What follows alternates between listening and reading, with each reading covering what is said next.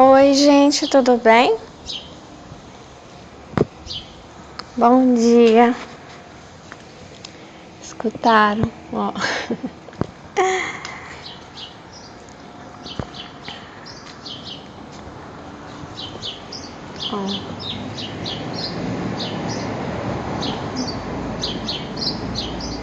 Que graça, não sei qual que é esse.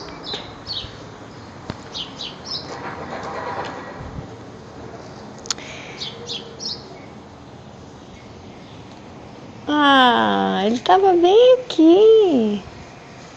Pertinho, achei que tivesse mais longe.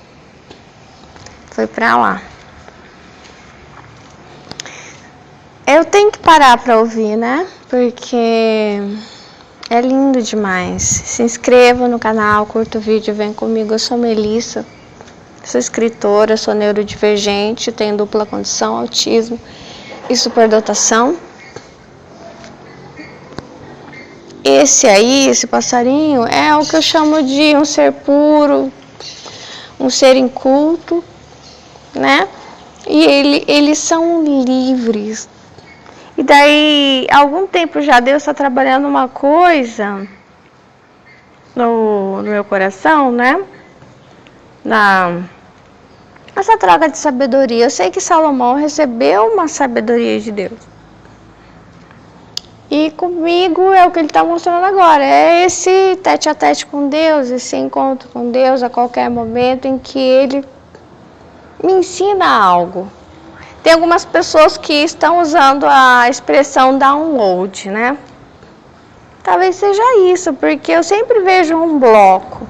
E é sempre algo extremamente sentimental. Extremamente. Eu conheci a minha alma e o meu espírito. A alma é um ser focado, equilibrado. E vai assim, pá, e vai. Foca e vai, entendeu? E tem uma obediência cega a alma. A minha alma, pelo menos, uma obediência cega. Não se pergunta, não questiona em nenhum momento. O que eu estava pensando outro dia, que eu acho que os anjos são assim. Eu acho que anjos não questionam Deus. Deus fala, faça isso. Ele vai lá e ele faz. Agora o ser humano não, ele questiona. Ah, não, isso está estranho, acho que não é para fazer isso. Aí talvez venham todos os problemas. Agora o espírito. A alma tem corpo, um corpo perfeito, né, incorruptível. E o espírito, ele não tem forma, eu vi como uma nuvem.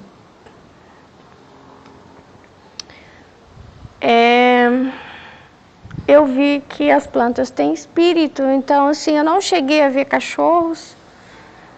Não foi na minha experiência de quase morte, o que eu vi as plantas foi como se fosse um sonho lúcido, né? Em que eu interagi com outras pessoas.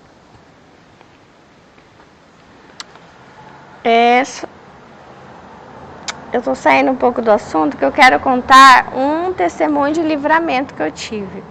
Mas eu vou chegar lá. Enfim.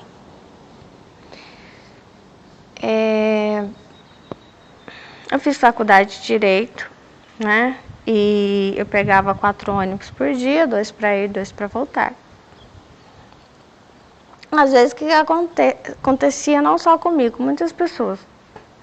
A gente perdia o ônibus que ia direto para a faculdade, porque era muito longe essa faculdade. Então, só tinha um ônibus que ia quase até a faculdade, mas não ia até a avenida, onde se situa a faculdade. Então, às vezes a gente pegava aquele ônibus e não dava para ir a pé, era muito, nossa, e subida ainda. Então, eles inventaram uma tal de carona amiga. Já tem um tempo que eu ia contar isso para vocês, só que eu ficava envergonhada de contar isso. E quando eu soube dessa carona amiga, ela era sempre cheia de pessoas ali, né? Principalmente para ir, para voltar às vezes nem tanto, né? Porque às vezes depende cada horário que cada um saía. Para ir é sempre o mesmo horário, né? Para voltar não, por mais que fosse mais ou menos sempre o mesmo horário, mas às vezes a gente saía mais cedo, né? Então, e eu lembro que a primeira vez que eu fui pegar, eu fiquei assim, meio sem graça. O que é isso? É meio estranho, será que não é perigoso? E eu nem perguntei nada. Eu não lembro se eu perguntei. Eu vi que todo mundo parava um carro, entrava, lotava o carro e ia. E às vezes quem dava carona amiga alguém que estudava na própria universidade, né? Mas nem sempre. Estava indo para aquele caminho. Daí, teve uma vez que foi na volta. O carro parou, era um homem que estava dirigindo. E assim, toda vez que eu pegava essa carona amiga, eu tinha uma sensação de ruim, sabe assim? Mistura de medo com vergonha, sabe? Mas mesmo assim todo mundo faz isso, né? Carona amiga, então ia lá e eu fazia. E aí num dia, a última vez que eu peguei uma carona amiga, aconteceu alguma coisa aí. Parou um homem e aí eu abri a porta do carro e entrei e olhei para fora e ninguém mais entrou. Daí eu fiquei assim, meu Deus, será que eu saio? Aí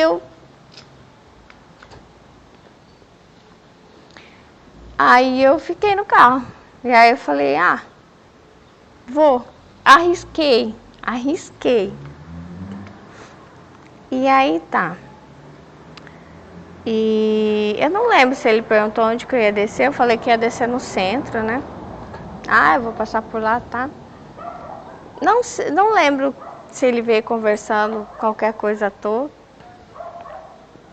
Mas aí eu falei assim, pode ser por aqui, ou foi ele que falou, enfim. Quando chegou no centro da cidade, até perto de um colégio que eu estudei. E aí ele parou assim, nós estacionou, né? Perto da calçada. Daí ele falou assim, olha,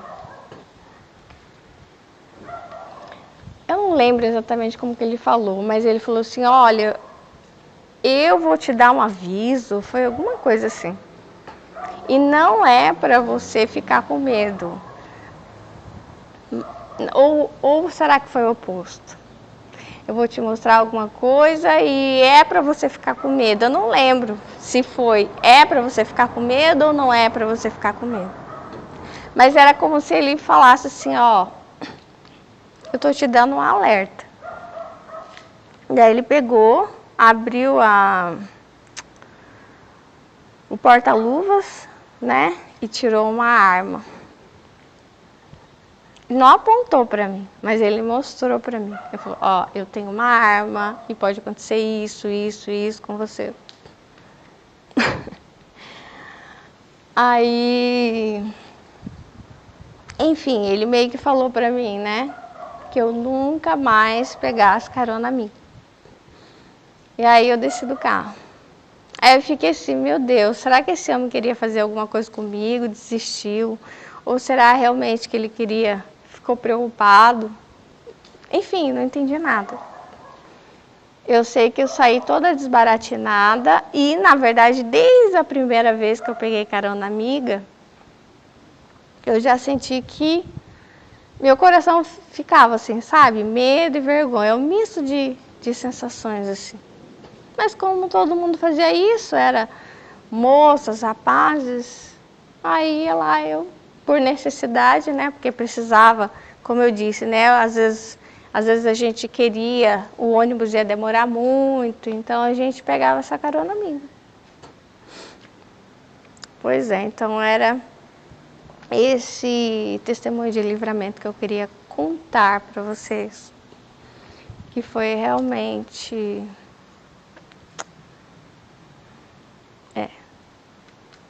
É isso. Tchau, Deus abençoe vocês.